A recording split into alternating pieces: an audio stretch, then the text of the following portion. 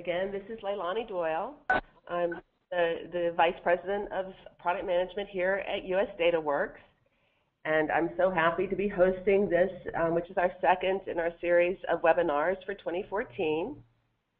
Joining me today on the line are Connie Matchin from BOKF Financial and Amy Hoke with Mercator Advisory Services. And Connie, Amy, I would invite you to say hello, introduce yourself briefly. Hi there, this is Amy Hoke from Mercator. I'm responsible for taking a look and reporting on the business-to-business payment industry, including looking at the cash management and receivables space. I'm happy to have the opportunity to talk to you all this afternoon. Thanks. Great. Hello. And Connie? Thank you. This is Connie Matchin. I'm a product manager for BOKF Financial. I have a kind of a variety of products that I do manage, which includes wires, ICL, return items, web payments, and business, and of course the new one, which is the electronic invoicing here that we're going to talk about today. Well, awesome. Well, great. Thank you so much, Amy and Connie, for joining us. And here at US Dataworks, we're really pleased to offer these educational webinars.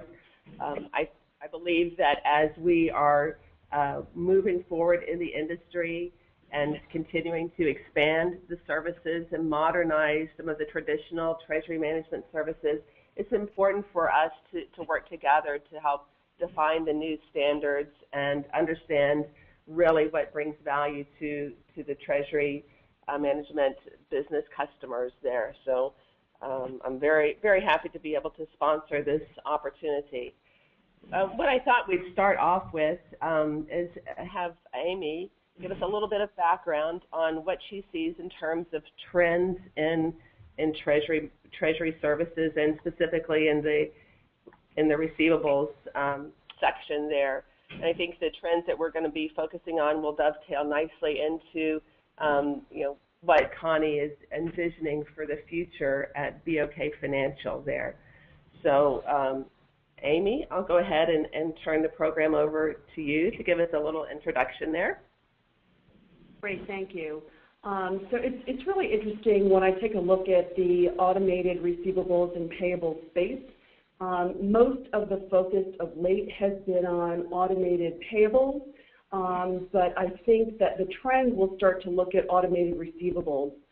There are a lot of products and services that are out there today, and a lot of organizations have engaged in some sort of automated transformation program in order to really achieve true efficiencies in your AP and AR processes. You really need to look at both sides of the equation.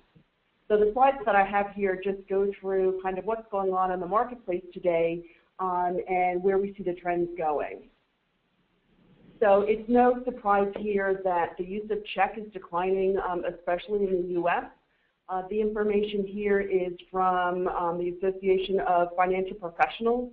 So I would expect that this trend moving out in terms of number of years will continue to go.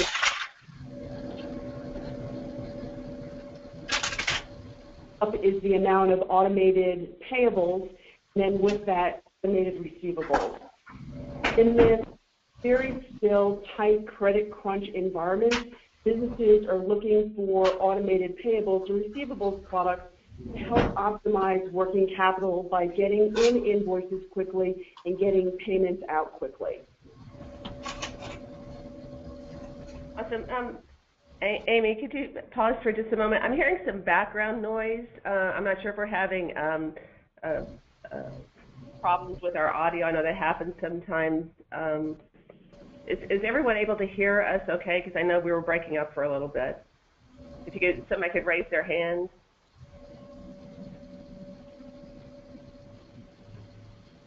Okay. Amy, are you able to hear me okay? Perfect, thank you. All right, great. Hopefully that audio is back to normal now. So sorry for interrupting your nice introduction. I'll let you go ahead and continue, but we really wanted to hear what you were saying. No problem. So I'll just kind of complete with this slide and move on. So the the kind of core thing that I'm seeing in the marketplace today is that as companies are looking to optimize their working capital, they're turning to technology both in the AP and the AR space to look for ways to achieve efficiencies, get invoices in, approve them quickly, and get payments out timed appropriately to maximize working capital. So whereas a couple of years ago, a lot of these tools were being seen as an opportunity to gain just process efficiencies, these tools are now being seen as an opportunity to maximize working capital. Next slide.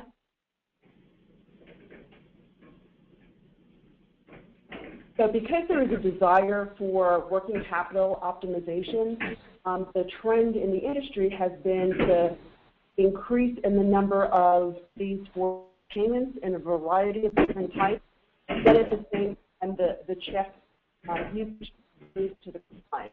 So this slide is taking the information from the last slide showing the check decline, but also put on top of it how the other forms of payment are starting to move upstream.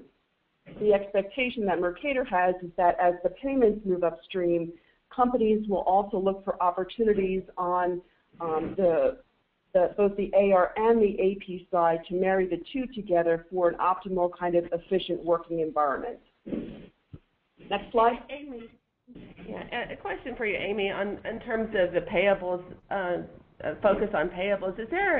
Do you see a trend in the industry for any kind of movement with receivables automation? I guess it was much simpler to focus on the payables because the person paying has the decision about how they're going to pay it, and it's a little simpler to implement there. I think it's coming. I think it's been a lot easier for organizations to automate the last step in the payment process, which is the payment execution. And to automate the receivable side of the business, there's a lot more process analysis that has to get done.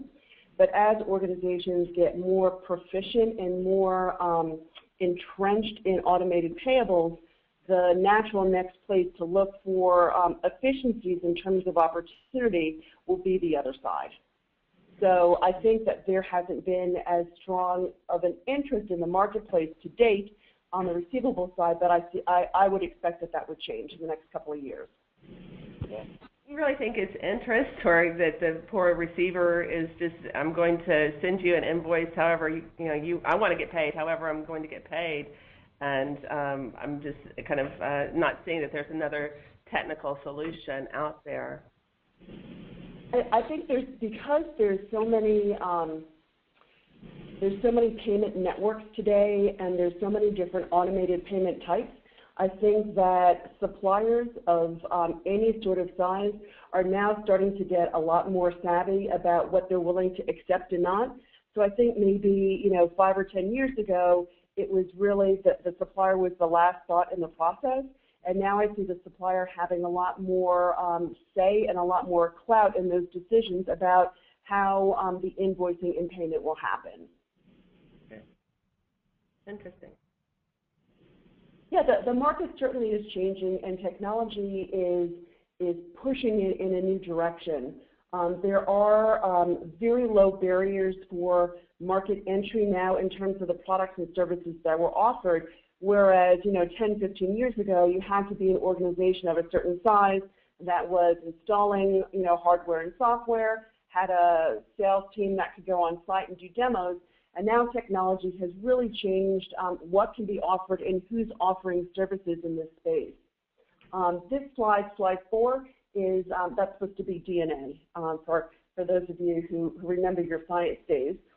In the middle, the traditional kind of AR/AP processing had a very distinct structure that now is being replicated or optimized in an electronic environment. So for most organizations, it's been a huge shift in the individuals who do the work and how the work gets done. But as a result, there's a transformation, and there's kind of a shifting of duties and what kind of work will be done. So this is kind of a new audience that's using the technology. Next slide. So if I take out my crystal ball and I look into the future, here are three kind of predictions for the next 2 years. The first is, my expectation is that we'll see less single-threaded solution, meaning either an invoicing product or a payments product. Most organizations are now starting to look at order to pay together and for one solution. So as a result, a lot of the solution providers are starting to partner up in the marketplace, looking to offer both sides of the equation under one platform or under one umbrella. So with the decline of standalone solutions comes the uptick in solution integration, either partnership or merging of technologies to create a more fuller order-to-pay process for an organization. And as a result, I would expect to see companies that are in different spaces having more collaboration. I think two great market examples of late are MasterCard teaming up with Fastware and Visa teaming up with SAP. So these technologies don't have to be coming from the ground up. My expectation is that the technology makes it a lot easier to integrate products and services, so the expectation is that the market will see more collaboration versus single-threaded solutions. So that's just some thoughts about the market and where the market's going. Leilani? Yes, awesome. Thank you so much for that. And if any of you would like to ask a question there, you can feel free to use your question tab on the GoToWebinar, and we will answer questions during the presentation, or at the end. We'll certainly open up for questions at the end. So great. So I wanted to share with you a bit about our technology. Don't want to make it solely about our focus on technology, but to give you what we've seen in the marketplace and how we're really positioning technology to help banks and businesses simplify their whole receivables process. And we do it through our next-gen solution. So we've been focused on the receivable side of the equation for a lot of years, helping businesses of all sizes simplify their process and really consolidate all the different ways that you get paid as a business. And we see that as being a very valuable service that banks can offer to their treasury management customers. So really taking it from the traditional lockbox scenario into a more robust and fully integrated receivable solution. Any kind of payment method, going through a reporting portal, and then providing a single stream of data to your business customers there. And through doing this, we really think that simplification is a key. Nobody wants complexity, but if you look at what billers and folks that are writing invoices are faced with today, they're sending out invoices in about 7 different methods. They will send them out by email. They will send it to print and mail. They'll provide it on their own portal. They'll send it as an e-bill to various online bill consolidators and online banking solutions. They need to send it to the payables automation solutions like Bottom Line and Ariba. So it's getting more complex, and at a time when we just need simplification. So our concept is to really simplify everything from onboarding to single sign-on with existing systems and cloud delivery, which makes it all very easy to implement for businesses of all sizes. We also see power in integrating all the payments and really managing it from the time the purchase order is issued to the completion of the payment and reconciliation there. So we believe that by augmenting your traditional lockbox solution and integrating that with the invoice presentment, you're going to get a better end-to-end solution for your business customers and help them manage their working capital. It might also create the situation that you have more advanced knowledge for making lending products and lending decisions by having access to the full spectrum of invoicing and receivables, not just your paper lockbox transactions. and last, we developed our technology on a modern open platform.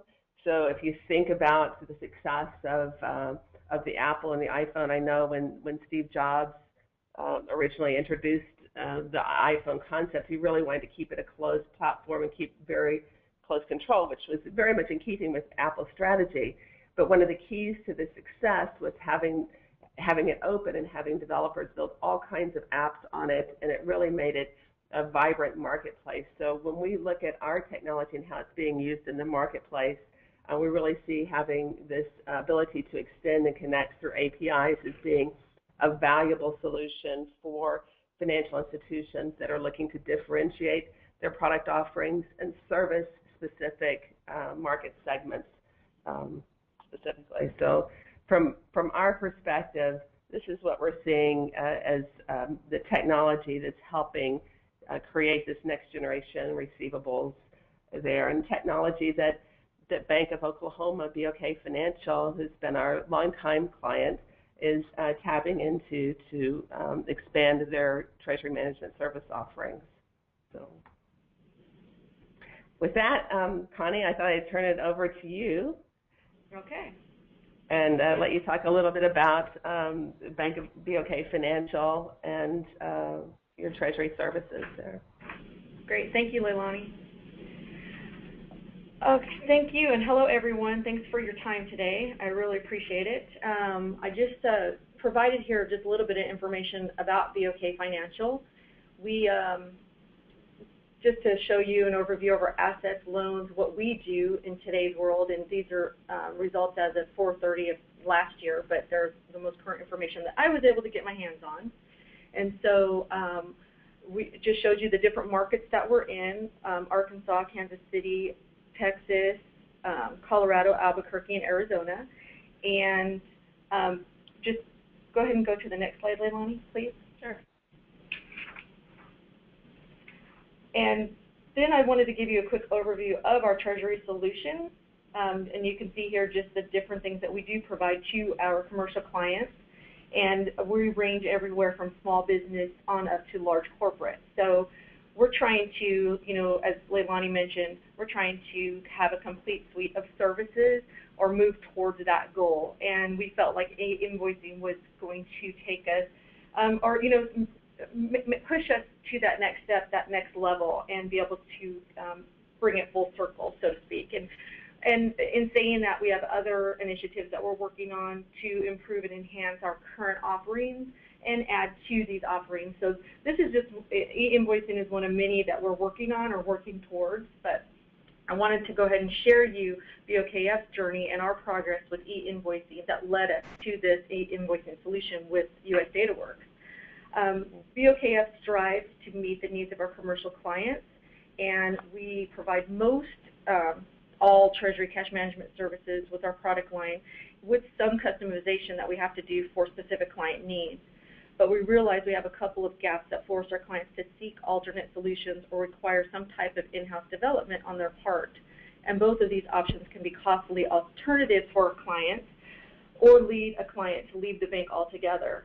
So BOKF started about 2 years ago to look for an invoicing solution. So this has been kind of a long, I know it's been over 2 years, but it's been in my my wheelhouse or my area for at least the last 2 years. And we had difficulty finding a white label solution and that was affordable and that would allow us to be competitive in the marketplace. And we learned over the past couple of years that clients want a solution of this type, but most vendors have seen a slow adoption rate. I believe that's due in large part to cost and ease of use of the service and accessibility, which I know Leilani and Amy both touched on just a moment ago. So in the past 12 months, we have had several RFPs from large corporate clients that needed this type of solution. We were unable to participate in the RFPs because we don't have a solution currently. These clients wanted to outsource and do away with their in-house development costs and upkeep and wanted to shop around for better pricing and solutions from other potential vendors. So I'm kind of excited to be able to, when a client does come to us for this type of service, I'm excited that we're going to be able to participate in that. So US Dataworks presented this e-invoicing solution to us at the perfect time. We had just learned that the current vendor that we had planned to partner with had decided to change vendors and a new RFP was required. So this gave us an opportunity to review our options. This e-invoicing solution provided us a lot of flexibility that allowed us to phase in our desired functionality. In addition, the cost to implement an outsourced solution with US Dataworks was very competitive compared to other options we were presented with, which we hope will assist with making this an affordable solution to potential clients. Initially, when we roll out, we will only provide the e-invoicing solution to accept ACH and credit card payments, and we will then later, in a later phase, add paper invoicing and IVR. Our hope is to have a full-on suite of this solution, but we wanted to start with the e-invoicing solution initially. And this application, this payment platform that we're using gives us that flexibility to do that. So we were really excited to have that as well. This payment platform also provides a nice user interface for our clients, the payers, and the bank admins, and it allows them to access and navigate very easily, which we really liked. That was a big, big plus for me when I started looking at this particular service. This offering also includes a standard or a custom type invoicing solution, so we use a default standard invoice, and then they can do customized invoicing depending on what the client's needs are. And they have a batch import solution in addition to that. We feel that this offering will be beneficial to all clients, small or large or anywhere in between. So we're really excited to be able to have an offering like this. We're targeting probably midpoint of this year. My goal is by the end of June. I don't know that I'm going to get that or not, but we're working toward that. That's pretty much all I had. If anybody has any questions. Yeah, Connie, I think it gives some great background, and I thought it was interesting to know that you had received RFPs from some of your larger corporate customers that were looking to replace their existing solution that may have been a one-off solution they built in-house or was not performing. Well, I think that's, do you see that as a trend that businesses are looking for their banks who are providing it? From my perspective, I feel that there's potential there. Just because, like I said, we did have some that we had to turn away because we did not have this type of offering. So I think it opens up that door, and I really think that I spoke to a pretty large utility company director not too long ago, probably within the last year, and they built one in-house. Well, their clients complain about it all the time. So these are consumers out there using their utility service, and it's very clunky. It's really hard to use. They hate it. They get so much feedback that the customers tend to just mail in a check instead of using this option that they built. And so they are looking for something, again, not something we could provide at that time, but opens up that opportunity for us to be able to do that with this new service. Right, yeah. Yeah, so I see the potential of it because what they have built may not be as robust as something like this or as easy to use, that type of thing. So I see the potential there. Yeah, and it certainly doesn't, when you're looking at payment processing and invoice processing, there's always changes in compliance standards or other areas of security, and certainly having a trusted partner like a bank provide this solution seems to help businesses pass those compliance and those security hurdles. Yes, absolutely. So Connie, as you're preparing to, I know that you're in the middle of the implementation process now, and we really have enjoyed working with you through that step. If you think about the steps when you're preparing to bring this to market, were there different tools that you needed to give your treasury management sales professionals in order to make this easy for them to discuss with their potential customers? We have a whole, with BOKF, we have a whole marketing, planning, development and training. So we do we have our implementations team, our commercial client services team that support after we bring them in-house. And that's another thing that's nice about this solution, because we will be the ones supporting this application. So it will roll right under all of our other Treasury services, and we will support it even after we bring it on. So from a standpoint of information, I was able to obtain marketing materials, which we will then modify to meet our needs and create our, with our branding and our logos, and then we will more or less market to our salespeople, showing them the benefits of this. I can tell you that my sales team, they are very receptive to this. They are pretty much knocking at my door. When is it going to be ready? So they're hounding me instead of me having to go and hound them.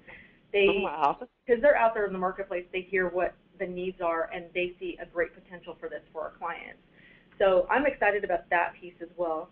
So in that whole in the whole process and rollout, like I said, I have TMOs looking for me right now for a pilot company, which I'm excited about. We're working on a couple of potential clients to pilot this for us.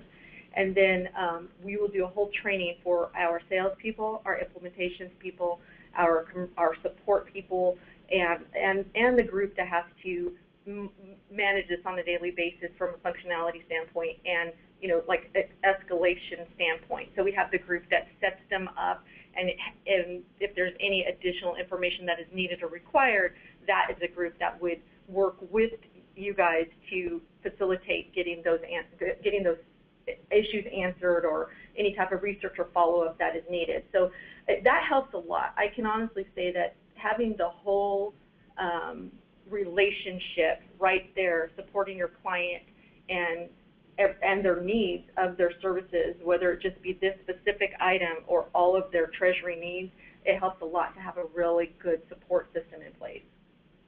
Yeah, no doubt, and we feel that here internally at US Dataworks. We always want to make sure we're providing the maximum support available there. I know earlier you said, Connie, that you were really targeting this to businesses of all sizes. Is there a particular market segment that you're going after initially, or a size of company, or is it really a very horizontal solution in your opinion? I really feel like it's across the board, because when we do roll this out, it will be all across the board to all of our clients. We really feel that it will fall into our business banking, which is the $5 million to $20 million annually in revenue, and we do see potential for the large corporate, which falls into the $20 million to $100 million. They're kind of middle market, but I'd say kind of middle market, but large corporate and up. So anything above 100 million, we kind of consider still in large corporate, but then over 100 million, again, it's definitely in the large corporate area. But we have that kind of that fine midpoint of middle market, large corporate that we think will have some interest, especially the ones that I was talking about before that we've just had to turn away on the RFPs, because they were large RFPs. They were large companies within this, within this segment, within this market segment here in Oklahoma. And it was really disappointing to have to turn an RFP away like that. Right. Connie, when I'm out doing research in the industry, one of the things that we're looking at is some benchmarking standards about various business models that banks are using when they roll these services out. And I'm not asking you to share specific pricing, but when you're thinking about a general pricing model, would you be willing to share a little bit of information about that general model? That's a good question, and honestly, I don't have a good answer at this moment. I just received my information back from our cost accounting group, because we have a cost accounting group, so they go through and they basically tell me how much it's going to cost me to support this service and this product, and then I have to build from there. So I have not put any numbers to it. I have not actually even looked at what they gave me yet. So from that standpoint, I don't have any real information to give you. From a standpoint of what I've seen out there in the market, I've seen probably just to use this type of service to have the full functionality, and I'm just throwing the e-invoicing plus the paper invoicing plus the IVR solution. It can range anywhere from $300 to $500 a month just for the actual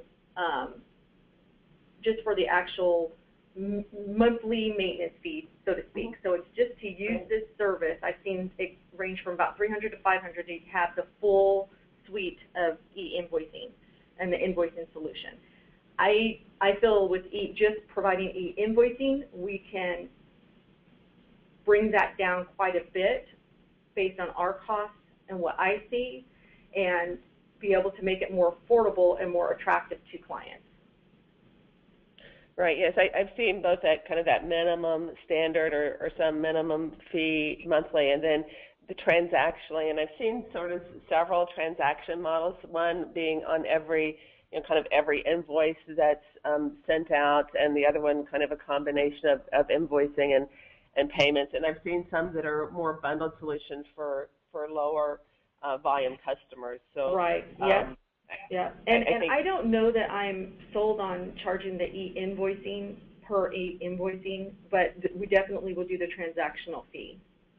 And we'll do the transactional fee by either the e-invoicing, the actual e-payment, the e-check, which is the ACH, and we'll do the transactional fee per credit card transaction. And then, of course, they will still have their interchange fees. So you have to be, I really feel like the cost is a main driving factor in using this type of service. I think it's a really critical element to this. Yeah, I totally agree, because businesses they want something that's not only simple, but makes good business sense, and especially if they're going to go about making a change, it's something that has to be attractive on all fronts. Although I was reading a study recently, I don't recall the analyst that put this out, but they had suggested that the cost of doing paper invoicing, by the time you issue an invoice and it goes through various phases of being imaged and then electronified and then printed out and then handled by the payable system, and it comes back around, you could be looking at a cost of about $35 for a single invoice, which is we're looking at the total cost, which that doesn't surprise me. It's not all the receivers, but it is expensive. So I think anything that we can do that helps get broader acceptance and move things to more fully electronic is a plus. I believe that banks bringing the solution to their business customers is a very comfortable business situation, because they already trust you for so many other business services, and that ultimately if you bring enough businesses together, then we have a greater chance of integrating with some of the payables automation that's going on, so you get a full end-to-end process like Amy had described early on in the webinar. Yes, exactly. Right. Well, Connie, thank you so much for sharing the information about BOKF and your new e-invoicing strategy. I know we've got some questions coming in that we want to cover. So I continue to encourage the audience to ask additional questions. Some of these we may have already answered, but I'm going to go ahead and ask these questions now. Connie, if that's okay? Oh, sure. Yeah. So one question came out about how much training do calling officers need. So I know you touched on there, but maybe you could give us a little bit more elaboration on that. Well, we open it up for our, we have a pretty large, sales force, basically. So we have our TMOs and our Treasury analysts who help support the TMOs. And we do training where we provide a demo of the actual application that we're servicing, whatever it is. So it could be this e-invoicing, or it could be, one of my wires enhancements. So we open up the training, and normally it depends on the type of application it is and the complexity, but normally we'll do several sessions over a couple-week period and do a WebEx just like this and go through a demo, and then we'll go through the specifics of what is needed internally and externally. So what is needed of the client, different agreements, so for ACH, since this falls under ACH and credit card processing to have e-invoicing, they will be required to use, of course, our Master Treasury Services Agreement, an ACH agreement, and our Merchant Services Agreement, or so that being said, we have to train them and let them know that this is what we will need to sign up a client, and then we give them the tools to be able to demonstrate what service they're providing, and that normally can be an hour, maybe 2 hours. And like I said, we'll do webinars or WebEx over a couple of week period to give them enough time. So if somebody's on a vacation one week, they can hit the next week. So we keep that open, and we do maybe 4 to 6 sessions to keep it open so they have a choice of timing to work into their schedule. So that's kind of, in a nutshell, what we do. We go into a more extensive training session with our implementations group. Since we are all over the place again, since we're in several markets, a lot of it's done by WebEx. If we can bring them in, if it's something, a very large project that we're rolling out, and we can bring them in and do in-class training, we will. So it really just depends on the complexity of the service or the product that we're rolling out, and you know, what we feel is needed. And most of the time, we can do most of this in a WebEx, just like we're doing right now. Awesome, awesome. Thank you for that, Connie. Another question is, will bills be sent to consumer online banking? Will they say that again? Will bills be sent to consumer online banking? And if they are, I would say yes, from a standpoint of these merchants could be anywhere from a lawn servicing company.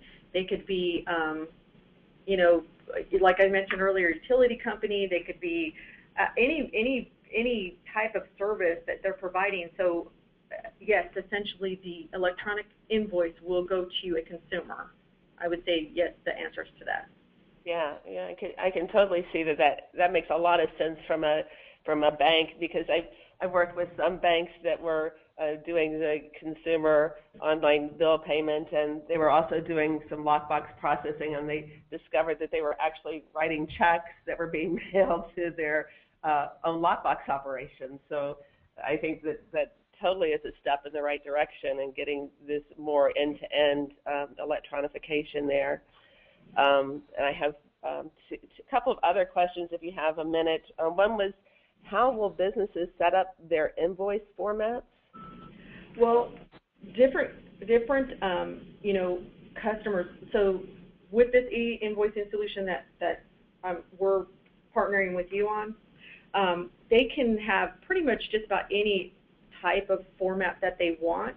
And most of the time, if they're using something already in-house to create their invoices, they can just import those invoices. However, this e-invoicing solution that we're using will allow them to create their own invoices by just using the default invoice, so they can just do one-off invoices if it's not a very large volume client.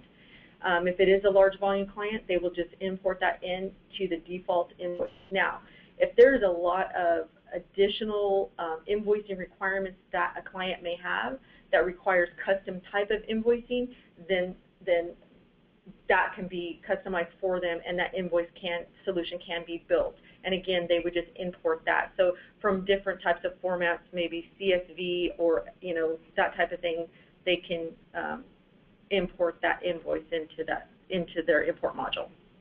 Yeah, I think that could be a real key differentiator, because when we were looking at what was out in the market from electronic billing, you sort of had the concept, a lot of folks will take your print stream and put it out, and they didn't really have any native invoicing capability built in. So I do agree that having both sort of methods, and even having the ability to configure more of a tailored or customized approach, is a benefit there. Yeah, definitely. And even with the default invoice, they can still add, all of the companies will still add their own branding. So it will appear that it's coming from ABC Company, you know, Joe's Lawn Service, wherever it's coming from. Great. Okay. Super. And the last question is this presentation going to be made available? Yes. So we did record this webinar, and we will make this available out on the US Dataworks website. And everybody that has registered will get a link to that information, so you have it for future reference. So good question there. All right. Well, I know we're getting close to time. I thought I'd wrap up with just a little bit about US Dataworks and our approach to partnering it. As you know, we're very interested in working with clients of all sizes, and specifically servicing the bank market. We think by partnering closely with banks, we can provide the technology that businesses need to compete in today's environment. and that we can match, with our technology solutions, we can match value to expense. So as Connie was mentioning earlier, making sure that you have a good ROI on your product is hugely important there. Also, we can get faster market adoption and scalability by using a partner approach. Oops. Let me go back. That's a great picture, but I don't think I really wanted her to be that big. In terms of what we do in a typical day, US Dataworks has been around since 1997. We process about $7 billion through our various payment systems every day. There's trillions of dollars a year. Through our relationship with the Federal Reserve Bank of Cleveland and the U.S. Treasury, we process all incoming receivables for 8,500 federal agencies' accounts. We run some powerful image clearing networks for correspondent banking solutions, and we have about 1,500 banks that are in our clearing network and clearing image exchange items, and we also have a very powerful image archive. A few of our representative clients there, really a full suite of banks, large and small, one of the largest credit unions, bankers banks, credit card issuers like American Express and Cabela's have trusted us for more than 10 years. And great, this is our contact information there. I'll make this available. Amy, any last thoughts that you have from your side? Nope. Great, thank you, short and sweet. Connie, again, appreciate both you and Amy taking time out of your day to participate in this. To our audience, I'm hopeful that you found this information to be helpful for you and your business, and we would welcome any further questions or discussions. You can email us at ldoyle@usdataworks.com or email Amy or Connie directly if you have questions about this. I will be posting this out on our website, the recording along with the presentation, and look forward to sending you out information about our next upcoming webinar, which will be after the NACHA Payments Conference in the beginning of May. So thank you so much, and have a great afternoon. Thank you. Thank you. Bye-bye.